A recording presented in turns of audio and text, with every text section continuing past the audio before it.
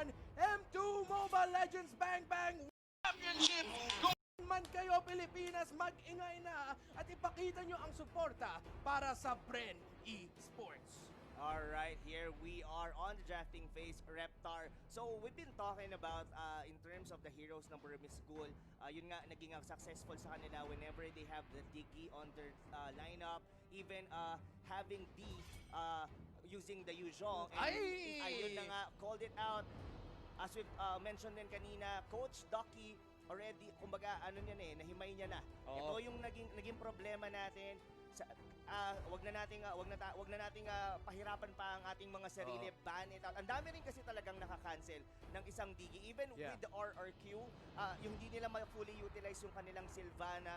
Ang daming mga AoE and crowd controls na kina-cancel nitong Digi na even na kahit patay siya, nagkakaroon pa rin talaga siya ng ambag sa team in terms of vision. Tapos ang spell pa na ginagamit ng Digi ng Burmese Ghoul is Aegis. Yeah, and with that, Bren Esports and Burmese Ghouls, pwede natin sabihin that sila yung dalawang teams na to na actually very similar yung mga playstyle nila.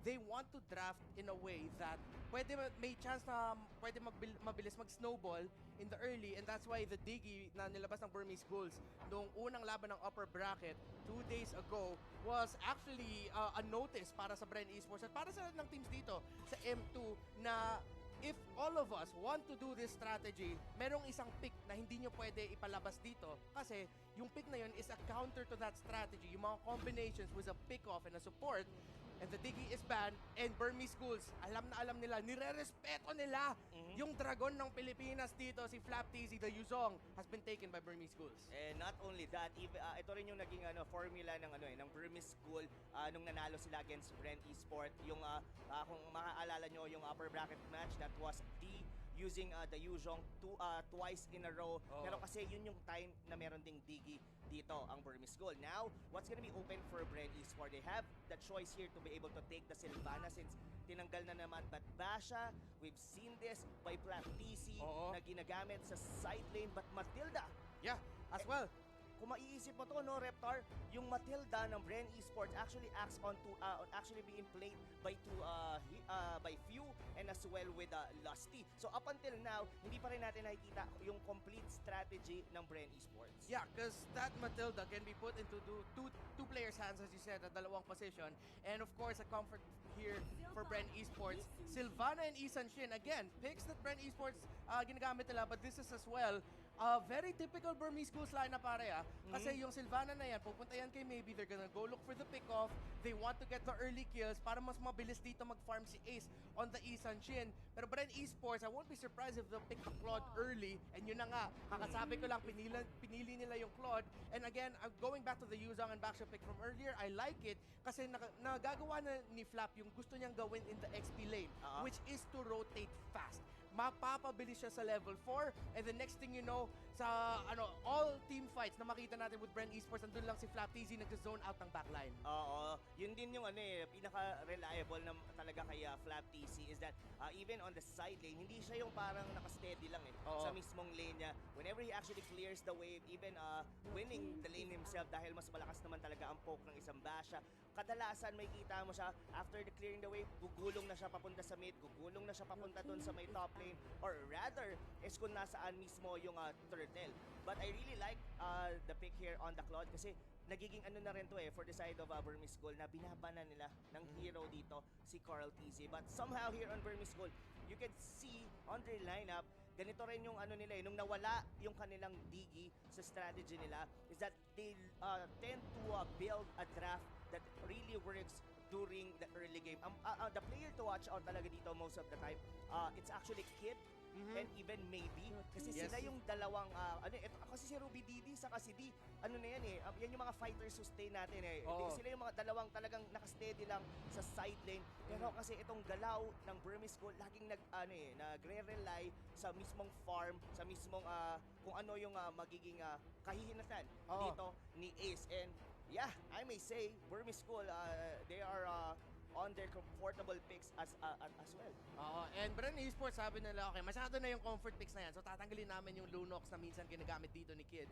And I like na binanaw din ng Bren Esports yung Hilda kasi historically, balikan natin yung laro ng Omega earlier in M2 na meron silang isang lineup na merong Claude na sobrang nahirapan talaga against a Hilda pick kasi sobrang nanggugulo yan ng farm niya. So I like the drafting so far by Bren Esports. Medyo nakikita natin yung shades ng mga drafts nila laban dun sa RK Hoshi. Hindi nga ako masusurpresa dito kung mabibigay nila ang Alice ni Rebo. Just pick it up right away para mapaisip ang Burmese Ghouls na ano pa kaya pwede piliin dito ng Bren for the last pick. Making their last 2 picks sobrang crucial.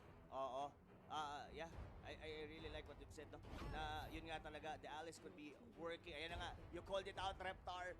Read it correctly. Ito na nga yung Alice dito ni Rebo. So far, we're looking on kung ano ba yung magiging pinaka-tank or rather, baka nga hindi pa nga tank eh. Parang ini-expect din ng Burmese Ghoul na itong Matilda na to will be used by Lusty eh. Kasi ang ban nila is Kaja and as well with Forza.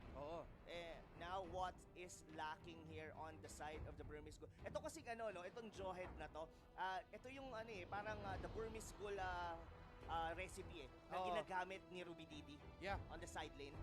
And at the same time, there's a lot of pick-off here for Burmese Ghouls. Potentially din, baka pwede laruin ni Kid in the middle lane gamit yung Sylvana. Pero Harith, double mage setup here para sa Burmese Ghouls. Pupunta ata yan sa... Actually, yung ang flex ng tatlo na yan eh. Kasi pwede mo ilagay sa mid lane yung Harith. Pwede mo rin siya ilagay dito sa gold lane. Bren Esports could be lacking another... Meron na silang XP laner. They already have Claude. Unless mag-iibang jungle dito si Carl Tizzy. Pero historically, yung Claude yung napupunta sa jungle, hindi masyado nag-marksman sa side lane. Bren Esports here could decide to go for... Ito yung counter nila sa Sylvana, yung pick-off jump in. Whenever he actually use your Imperial Justice, pwede mong sabayan kagad since papasok din naman sila doon. Might as well use the Fatal Links. Pero most likely itong Jawhead na to as gonna be as a tank on the roll at si Kid. Yan yung magiging Sylvana na na mid, which is the mage damage yung magiging build niya dito. And so far, mga kaibigan, I really liking the draft of both of the teams. They have their own winning condition.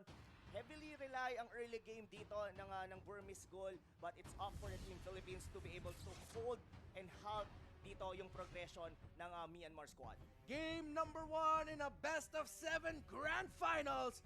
Once again, it's Burmese Ghouls laban sa Bren Esports. And excited ako sa Atlas pick kasi nung unang beses na nilabas ng Bren Esports yung Atlas ni Lusty, sobrang gumana para sa kanila because of the counter-engage na pinoprovide dito ng Atlas with the Fatal Links na pag pumasok dito si Jawhead, pag pumasok dito si Sylvana, ikakadaya ng ginto lang yan.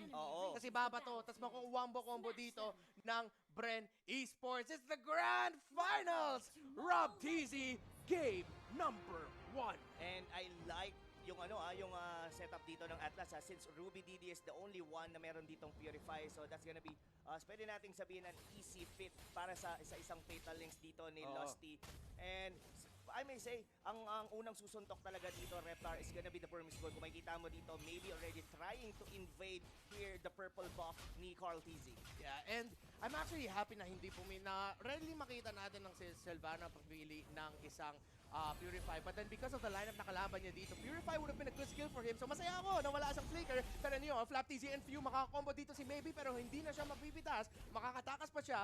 Kid, nakatulong naman siya. So Bren Esports still trying to get control in the mid lane and trying to get control of the waves. Doon mo makikita yung yung effectiveness ng isang basha, no? Kumbaga, ang bilis ng responde.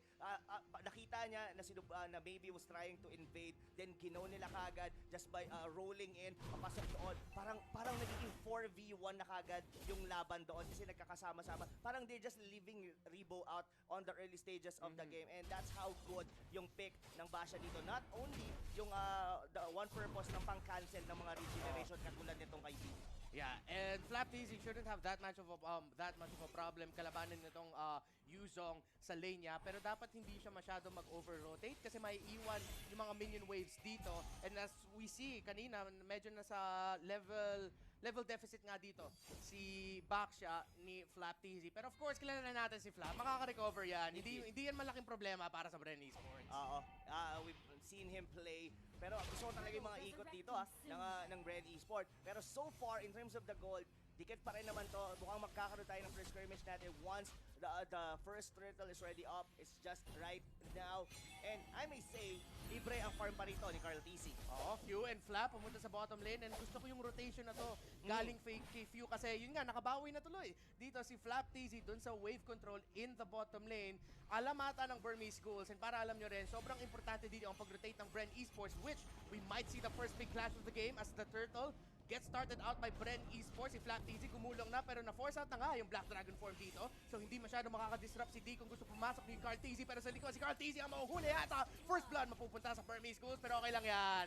Nakita na natin to dati na kaya pa naman makaka-recover ang Bren Esports. Walang imposible, walang duda. Pero si Flap TZ naman ang ata mahuhuli dito ng Burmese. Makatakas ba siya? Good save by Few gamit ang kanyang second skill. Yes, the guiding wind ngayon, Reptar, and we can only say na that was commendable as well para sa Burmese Ghoul. Ang ganda ng pag-zone out doon nung Dragon ni D. That's one of the reasons kung bakit hindi nakatulong yung si Flap TC doon sa may purple buff ni Carl TC. And yung huli doon sa may Imperial Justice was just right on cue. And that's all because si Maybe is providing vision doon sa may buff na yun. And unfortunately, it was Carl yung na-pick off and a turtle was secured by the Burmese squad. Pero eto na lang yan dito, Reptar. In terms of winning condition, alam natin that Burmese Ghoul, they are gonna be, alam natin sila yung susuntok. Sila yung malakas talaga on the early game. As per Bren Esport, this is a very scaling type of lineup and we all know na once Carl TC hits its power spike, na yung sumakit na yung kanyang blazing duet and Rebo got enough orbs to sustain dito yung mga members ng Burmese Ghoul. I may say, we could be able to win from there. Maaga pa naman eh. Pang late game tayo guys, pero hindi naman sa sobrang kailangan natin maghintay as si Rebo ang nahuli doon.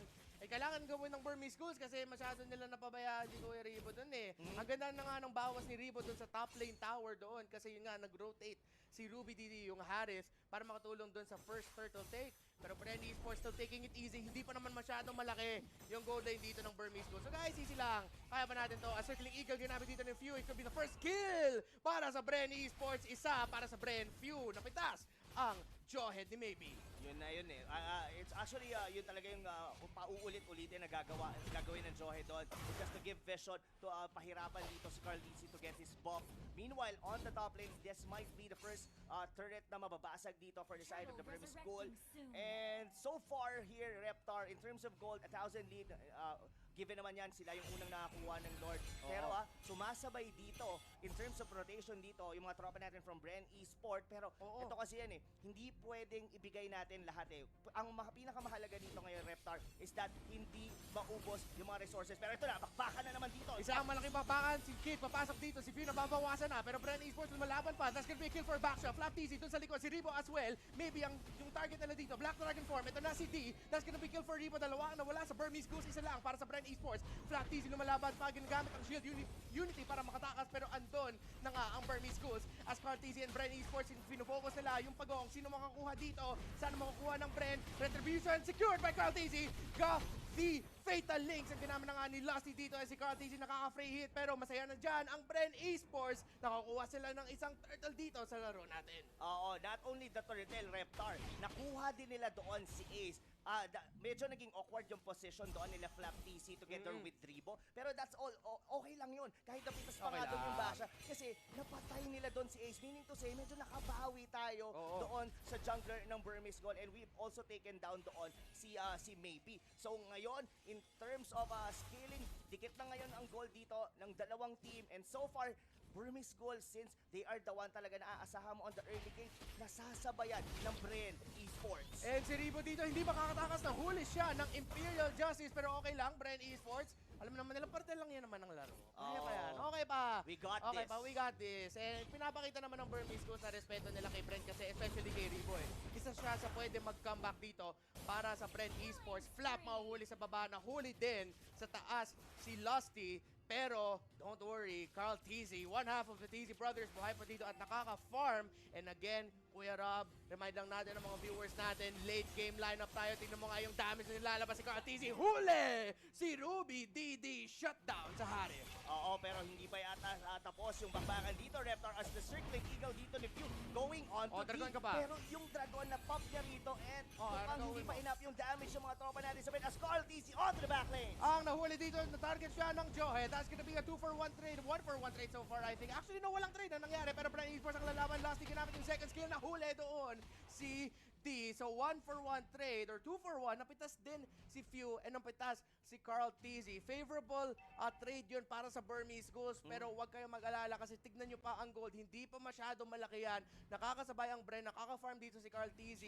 Na wala na yung maliit na problema na Bren na masyado sila nag-overcommit sa rotation na nawawalan sila ng gold.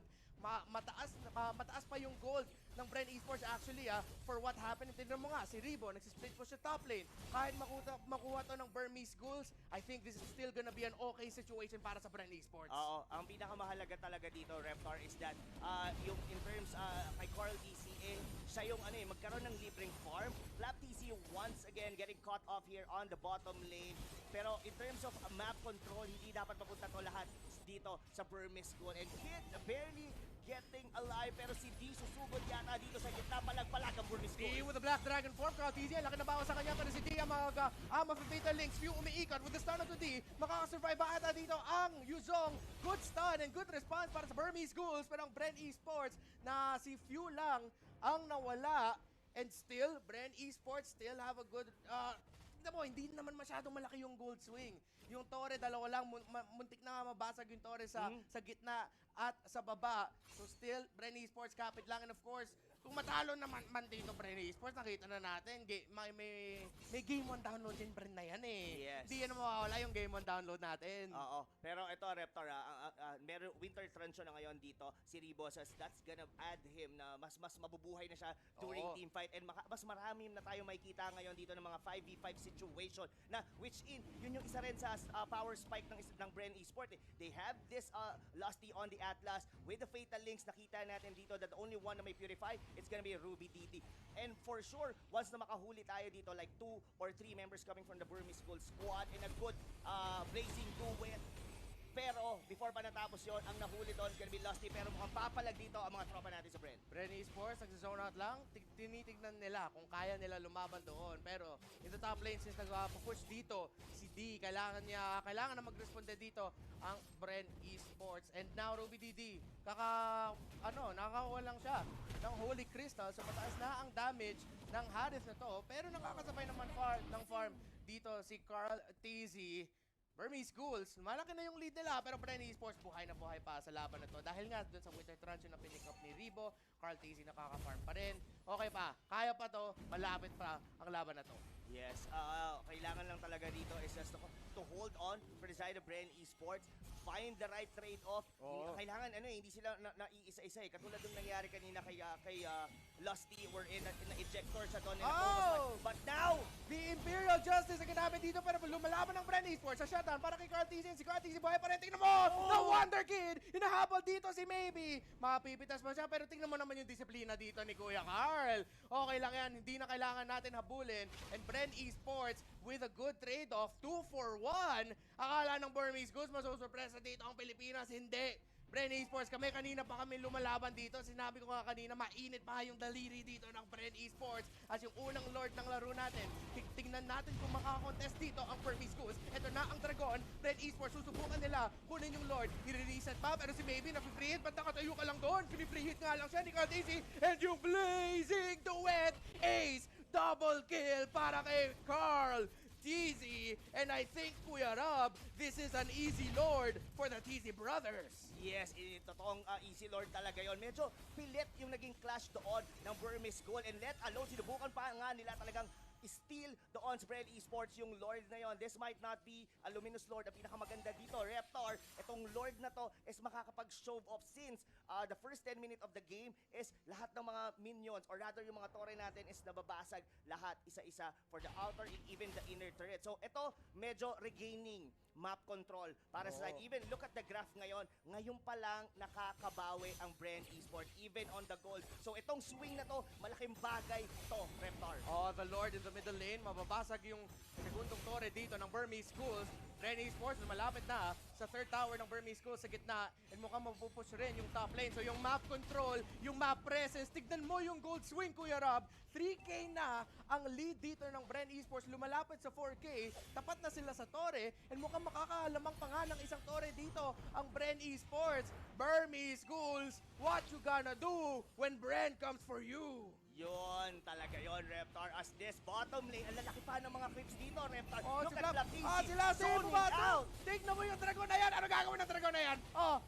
Sisid ka ba? Ano? Wala naman nagawa eh. Nag-dragon ka ba? Yung Bren Esports naman. Munti ka na nga nabasag yung tore nyo. Si Maybe papasok. Asin mo naman. Asin mo naman, Maybe. Maybe. Pero sure kill yun para sa Bren Esports. Tignan mo nga, lumalaki na nga yung lead. And alter ego, go. Sinabi nga dito ni Flap TV, wala na nga yung alter ego dito sa M2, nadamay pa ni Flap. I like to point out, no, that was a well-commended na guiding wind. Munti ka na mamatay doon si Lusty, but given the guiding wind dito ni Few, nakatakas pa doon si Lusty with the Atlas. And now, it's about yung winning condition of Burmese Ghouls onto the early game.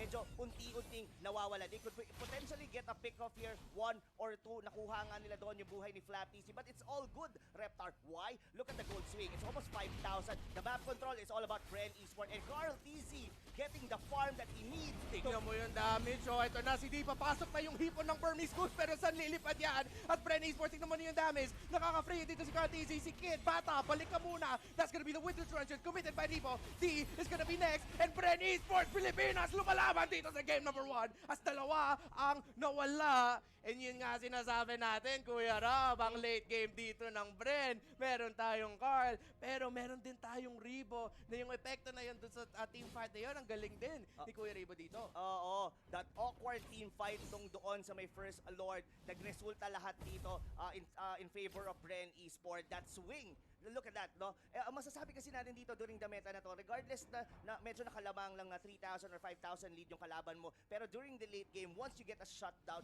especially ang nakakakuha niyan is your jungler, ang laki agad ng mababawi niya. Look at the itemization ngayon dito ni Carl TC. Already has his DHS. Nag-itemize na rin siya ng Athena Shield kasi alam niya, yun lang din yung nagbibigay, or yun lang din yung masakit na damage dito for the side of Burmese Ghouls. Hindi na nga masyado siyang namumblema rito kay Ace. It's all about Ruby, Didi, and as well with Kid, yung talagang masakit na na damage from Burmese Ghouls. That magic damage was already been negated somehow here by the Athena Shield ni Carl TC.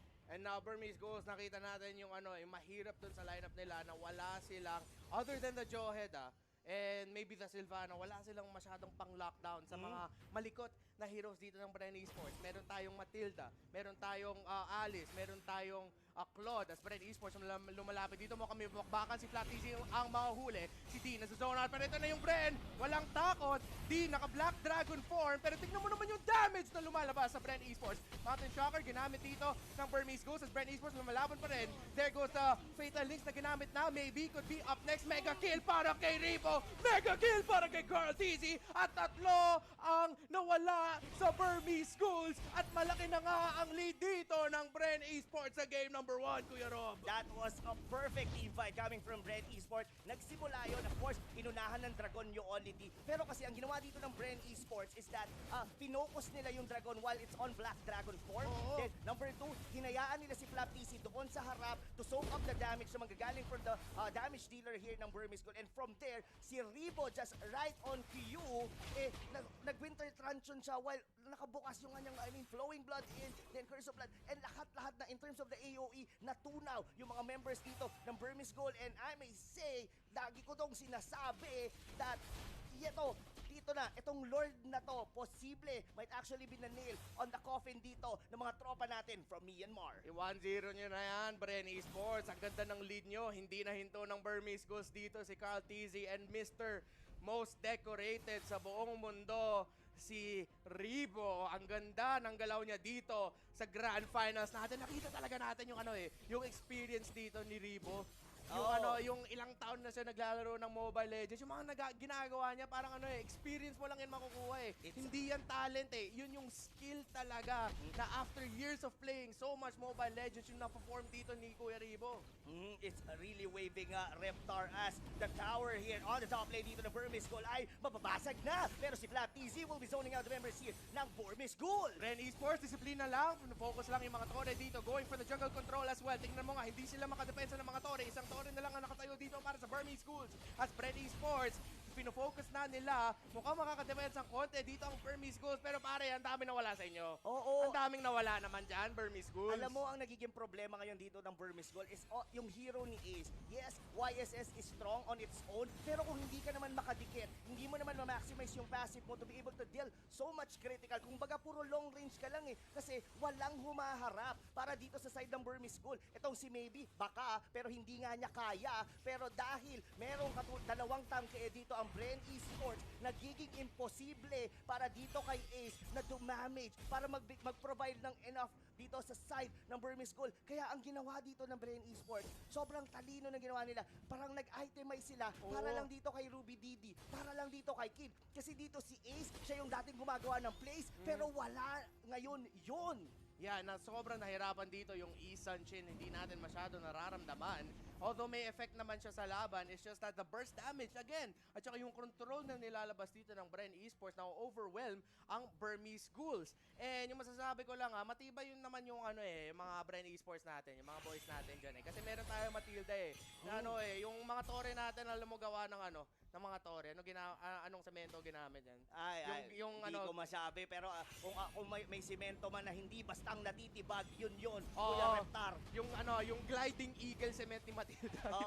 Gliding cement. Gliding eagle cement. Gliding cement. Pero kasi, I mean, ano ba ang pambansang ibon ng Pilipinas? Yung agila. The agila. The Philippine Eagle. The Philippine Eagle ngayon ay hawak ng idol ng mga kids, of course, si Fiu. So, kung mapapansin mo nga yung hindi nga takot pumasok tong Matilda na to even on the team fights eh. Ganon ka-confident ngayon dito yung mga tropa natin from Bren Esports. Yung lamang dito, just 6,000 lead. Pero ngayon, mapapansin mo, Burmese Ghoul, hindi nga sila makapag-face check dahil alam nila na pwede silang ma-pick off dito. It was Lusty all over again. Double fatal link na nilabas dito nila. Si Here comes the blazing the wet as well. Gliding wing para kay Cartesi. Hinabot siya dito ni Maybe. That's gonna be kill for few. Ang daming skills na binabato. Pero si Ruby Didi ang matitimba dito. Tingnan mo naman si Maybe. Pops si Immortality. Nahuli si Ruby Didi. Ang dalawa na lang ang nawala doon sa Burmese Ghouls. Pero tatlo. Tingnan mo naman yung health nila. Tingnan mo naman yung base ng Burmese Ghouls. At tingnan mo naman ang Bren Esports na shutdown si Cartesi. Pero meron naman tayong Flap TZ. Si Ace binato ata doon.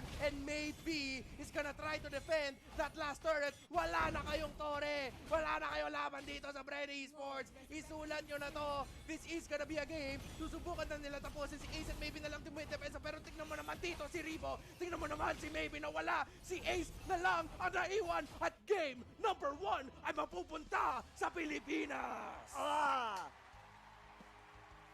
Tingnan mo, flex si Ribo. Hindi yun stress, pre. Flex. Flex lang. Oh my, Reptar, I may say,